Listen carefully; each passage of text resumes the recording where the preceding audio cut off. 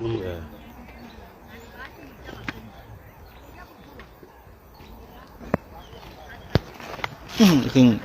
Vrai muzalendo. Ndebi. Yana biso yana pemi. Komanda biso. Yana. Kamata komanda sécurité moite. Ndani. Yeah, amata mukado. Amata chaîne de montagne bani. Soda pe ngana chaîne de montagne. Wow. Chaîne de montagne. Aïe aïe aïe. Dégâts. Force spéciale. FARDC dans les chaînes de montagne de la chefferie de Birini en pleine traque aux rebelles Twirwanéo, Red Tabara M23, RDF. La chefferie du Birini est située dans le territoire de Mwenga, dans le sud Kivu. Ce matin du 24 juin 2026, à l'aérodrome de Minembwe, nous vous présentons l'avion qui aurait quitté Kamembe pour ravitailler des forces de l'armée rwandaise à Minembwe. Nous l'avons aperçu sur le terrain. Nous estimons que des mesures sérieuses devraient être prises afin de protéger l'intégrité territoriale et l'espace aérien national. Message aux traîtres. Un militaire des FARDC adresse un message fort aux éléments de l'armée congolaise qui choisissent de collaborer avec les forces ennemies, notamment le RDF M23, l'AFC et Twirwanéo, au détriment de la population congolaise. Toi qui trahis ton pays, sache que ta fin sera triste. Le sang des enfants, des mamans, des jeunes et de tous les innocents victimes de cette guerre ne t'abandonnera jamais. Ni la recherche du pouvoir, ni les terres, ni l'argent, ni les minerais ne pourront effacer les conséquences de tes actes. Honneur et fidélité à la République démocratique du Congo. Quelle que ce soit, ou autorité militaire, ou autorité civile, ikiwa wanakuheshimu sawa nani, lakini kama wewe ni wameleki wa ndani, Bwana anasema mwisho wako inafika. Utatumia zile pesa, lakini utakosa amani. Amen baba, amen pastor. Amen. Damu imemwagika ni mingi. Bwana anasema hizi nafsi zote zimeuawa, zinapiga kelele. Hizi nafsi zote zimechinjwa, zinapiga kelele. Hii mangunguli yote ya damu zimejaa. Damu inaanza kumwangika, anaiona sasa. Ona ngisi watu wanateseka, ona ngisi watu wanaacha makao yao, ona ngisi watu wanaacha biashara yao, ona ngisi watoto wanabandone masomo, ona ngisi watoto wanabakia mayatima. Mwingine bebe anakufa mulizima ya mama yake, iko na nyonya na zani ya kwamba huyu mama yako mzima. Mwingine nakatakata na katokatwa. Leo wakongomani wanaanza kuuliwa. Bwana anasema uwe nani? Uwe nani? Autorité militaire ou civile, mbingu inakuona. Ujue ya kwamba na wewe pia uko mwanadamu. Mahali ambayo unasikia hii message, kama utaisikia kwa telefoni, kama utaifuata wapi, kama utaifuata kwa WhatsApp, kama utaifuata kwa YouTube, kama utaifuata kwa rezo sosio, Bwana ananiambia hivi, wewe mwenyewe uko unanifuata. Wewe ameleki mkongomani, amesusi yako ni kufanya plan mbaya, politike mchafu, kusudi damu ya wakongomani endelee kumwangika. Bwana anasema mwisho wako inafika. Zenye zilishamwangika Bwana anaziona. Mwale ngisi basoda bako na kufa, wengine wanakufa innocemment. Wewe autorité militaire ukunaongoza basoda kufro, na wewe peke uko traitre. Ukunafanya plan mbaya kusudi baba toto ya batu bakufa. Babili babakira veuve na batoto ba orphelin. Mwale ngisi mabavaza bako mingi muarme. Ataba na panaka franga ya fwe kariere utalizipana yeko haba vevu bote. Depino na sisi mpaka leo. Utaipana wapi? mole baoshele milite basoda batoto basoda banashinda soma juu yako wameleki wa ndani, plan yako mubaya kusudi Kongo iteseke. Bwana anasema ile damu ulisha mwanga inatosha, uendelee kumwanga, hakuna probleme, lakini mwisho wako nayo inafika. Kuna siku utasimama mbele ya huyu mwenye amenituma, atakuonyesha hizi damu zote zenye umemwanga, atakuonyesha nazo, utashindwa justification. Wewe ameleki wa ndani zeni kuna sema juu upate pesa unaoushe watoto ya watu, juu upate cheo unaoushe watoto ya watu, juu upate sijue nini unaoushe, upate heshima tu unaoushe watoto ya watu. Munaenda munafanya mapakto na shetani juu kumwanga damu ya wanadamu, damu ya wainoso, juu mupate macheo. Wewe ameleki wenye kunanifata, sikia nikwambie, kama inene takugusa, niko tayari kufa kwa ajili ya hiyo. Kamata talisasi kwa mbali, piga, unishimele kwenye uko, piga, nikufe. Ninajua nafsi yangu itapumzika na amani, siogope kifo, ninajua ya kwamba nina Kristo.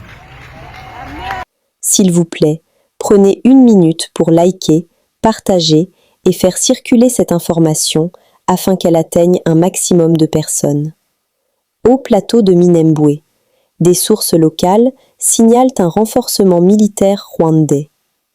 Des sources concordantes issues de la société civile, de milieux sécuritaires et de renseignements militaires dans l'est de la République démocratique du Congo rapportent un renforcement présumé des forces rwandaises dans les hauts plateaux de Minembwe, au sud Kivu. Selon ces sources, ce déploiement s'effectuerait à travers des rotations aériennes transitant notamment par les aéroports de Kamembe, au Rwanda, et de Kavumu, dans le sud Kivu. Les mêmes sources affirment que chaque vol transporterait plusieurs dizaines de militaires, ainsi que des munitions et divers équipements militaires destinés aux zones de conflit. Parallèlement, plusieurs interlocuteurs sur le terrain font état d'une intensification de l'utilisation de drones dans les opérations menées dans cette partie des hauts plateaux. Des habitants et acteurs locaux interrogés estiment que cette évolution contribue à accroître les inquiétudes des populations civiles déjà affectées par des années d'insécurité. Pour de nombreux leaders communautaires et membres de la société civile, ces mouvements militaires présumés risquent de compromettre les efforts de paix, de réconciliation et de cohésion sociale engagés dans la région. Ils appellent à la retenue de toutes les parties impliquées dans le conflit et au respect de la souveraineté de la République démocratique du Congo. Dans plusieurs localités des hauts plateaux, les populations expriment leur volonté de voir cesser les violences et de favoriser le dialogue entre communautés. Les acteurs locaux plaident pour le retour d'une paix durable, la protection des civils et la consolidation de l'unité nationale. Alors que la guerre persiste dans l'est du pays, les appels à soutenir les initiatives de paix et les institutions chargées de défendre l'intégrité territoriale de la RDC continuent de se multiplier. Pour de nombreux habitants, la stabilité de la région passe avant tout par la fin des affrontements, la réconciliation entre communautés et le respect de la souveraineté nationale. S'il vous plaît, prenez une minute pour liker, partager et faire circuler cette information afin qu'elle atteigne un maximum de personnes.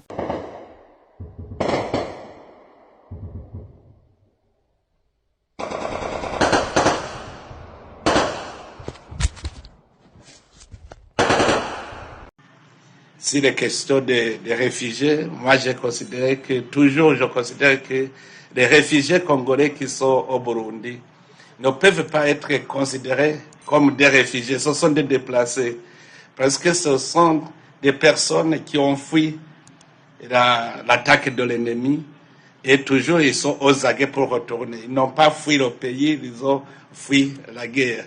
C'est pour cela que le Burundi a mobilisé tous les acteurs humanitaires, les associations et d'autres organisations privées pour aussi contribuer à assister ces déplacés congolais qui sont au Burundi. Aussi, je profite de cette occasion à inviter aussi les acteurs privés, les associations, les opérateurs économiques à toujours penser à l'assistance de nos frères qui sont dans des cas des réfugiés. Enfin, je voudrais terminer en réitérant mon appel pour la paix, la stabilité durable dans notre région.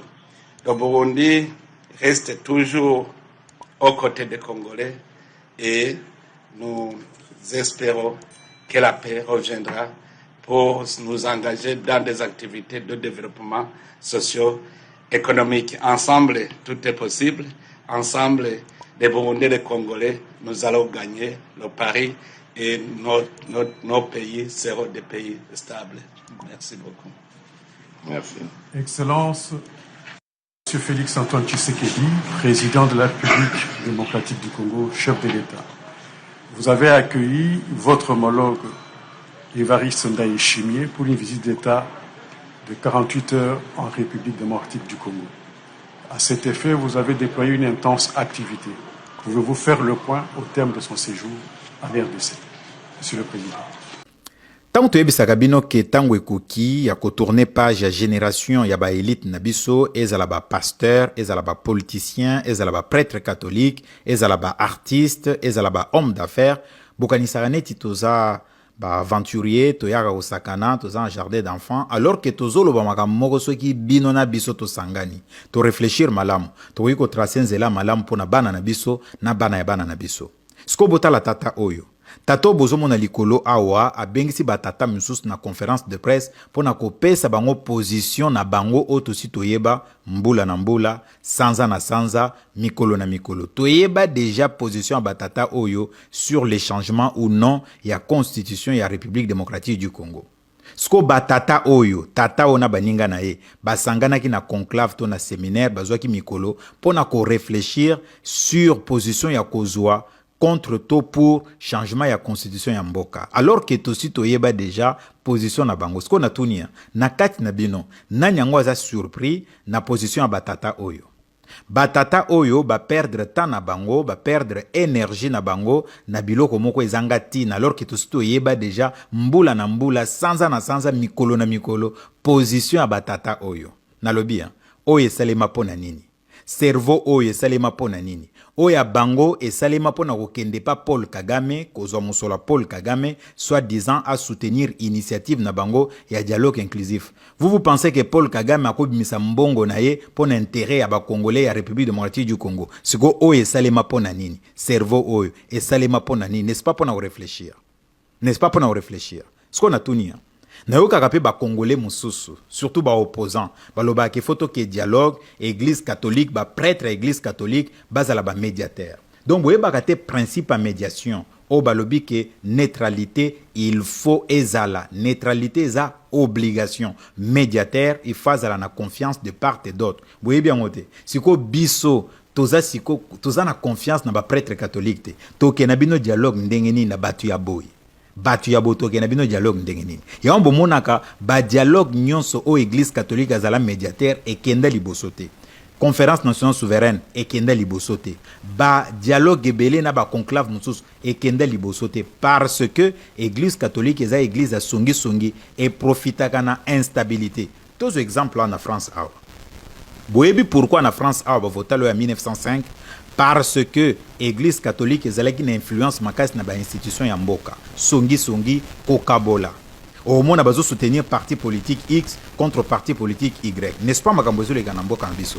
Alors, nakosenga na bino Tolanda Joseph Kabila, ancien président ya mboka na biso, boyoka makambo zo loba concernant actuelle constitution, tokozonga sima pona commenter. Tolanda. Le seul avoir battu campagne pour l'adoption de cette constitution. Le seul à travers le pays. Les autres avaient carrément rejeté la constitution. Ils étaient restés sur place ici à Kinshasa.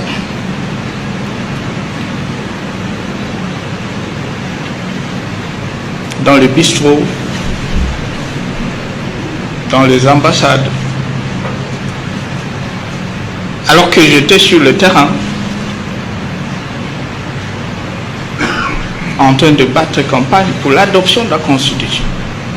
Parmi ceux qui avaient rejeté la Constitution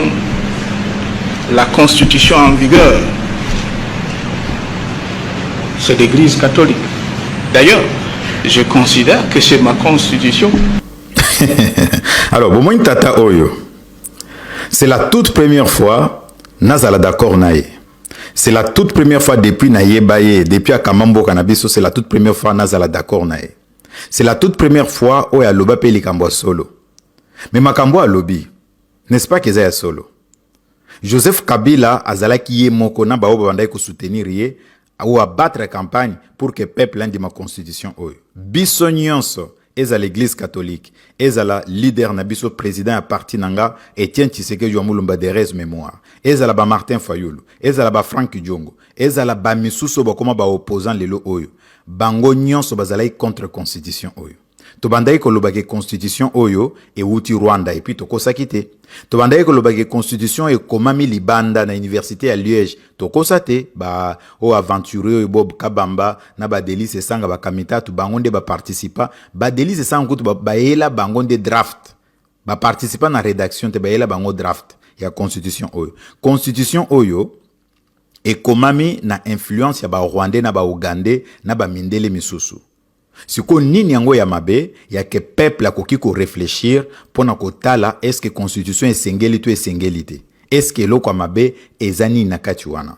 Si ko boni batu oyo ba église catholique ba opposant oyo bazalaki contre constitution yo lobby lelo ba komi pour constitution nini yango échanger nini yango bandai ko reprocher dans le passé ya mabe na constitution oyo échangea et que lelo komi malam botuna ka bango mituna wana te. Boto nata président Martin Foyo bolobi yo lobby a ozalaki contre constitution oyo boni lelo okomi pour constitution boto na bangote boza vraiment mayele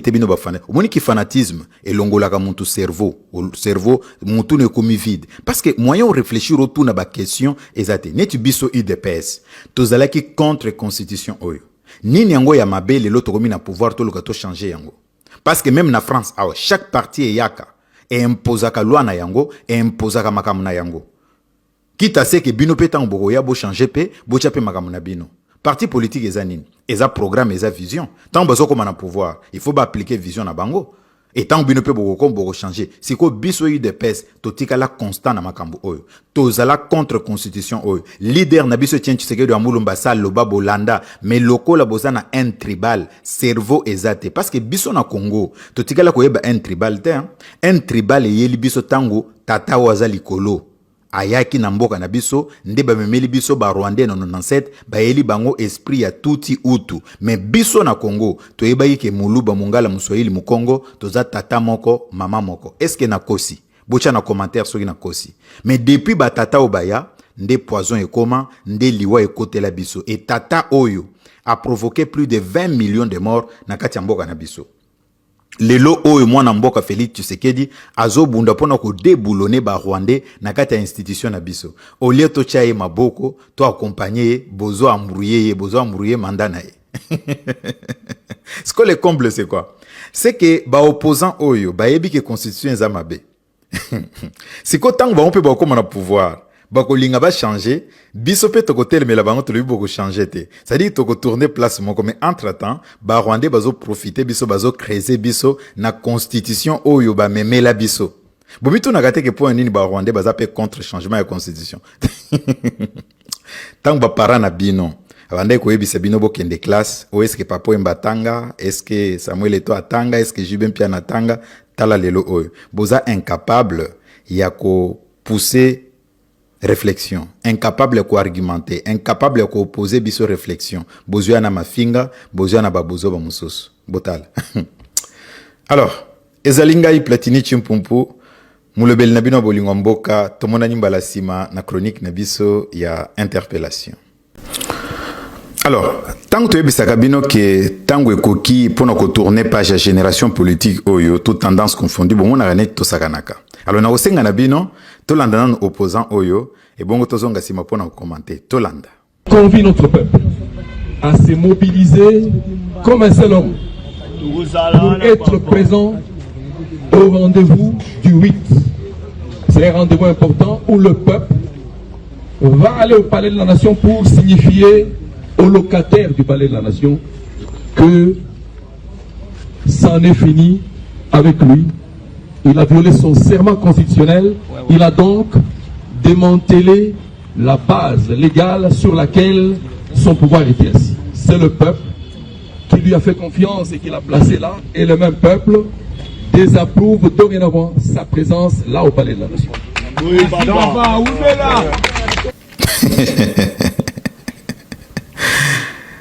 Ba opposant oyo tato azoloba soki botali mopanzi na ye tozomona président Martin Fayulu, tozomona président Delis Esanga na ba opposant mosusu. Batu oyo batourna biso amburik mbula na mbula. Pona koyebisa biso ke président Tshisekedi atikala o gagner élection moko te. Pona bango, président Tshisekedi azawana par usurpation atikala ko gagner élection te. Mais lelo tata oyo na baninga na ye bazo reconnaître que président Tshisekedi aza réellement élu du peuple congolais. Bazolo banakati ya vidéo que non, bako kende ko signifier na président de la République que peuple o apesaki au pouvoir a eu pouvoir na ye parce qu'au trahir serment. Ça dit que bazo reconnaître que président Tshisekedi aza représentant légal ya peuple congolais. Aïe aïe aïe.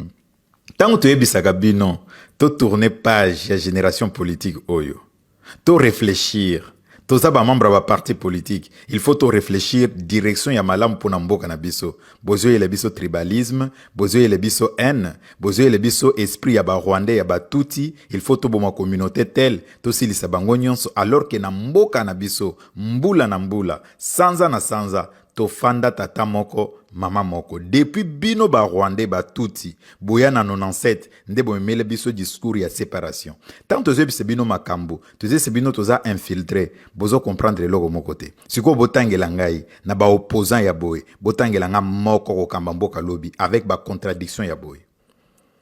Église catholique, ba ninga na bango ba reconnaître que président Tshisekedi azalaki réellement élu.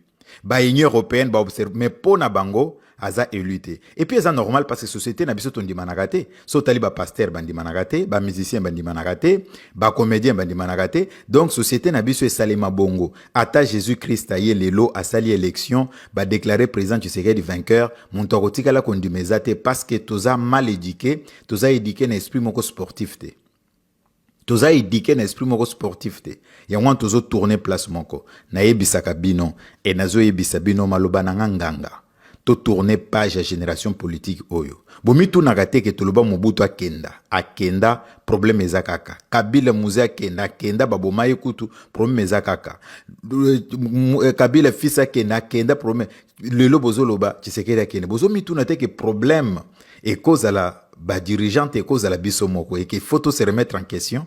Ezo senga boanya, ezo senga réflexion, ezo senga bolingo mboka. Yangwana biso Moulakis nabino bolingo mboka nazo ebisa bino que il faut to sangana, to réfléchir pour nous trouver nzela ya malamu pour na mboka na biso. Ba opposant nyonso bozo mona oyo, baza ba aventurier, muntu moko sérieux azate. Ça dit que tant présent Tshisekedi, azo silisa mandat na ye, azo silisa mission na ye, dès qu'akei amemeli biso ngulupa nyonso oyo akena bango na retraite. Tozo senga na président Tshisekedi a permettre na République démocratique du Congo ezala doter na une nouvelle génération ya ba leader politique, ba leader moko conscient, ba leader moko patriote o balingi République démocratique du Congo o bako servir République démocratique du Congo na motema na bango mobimba.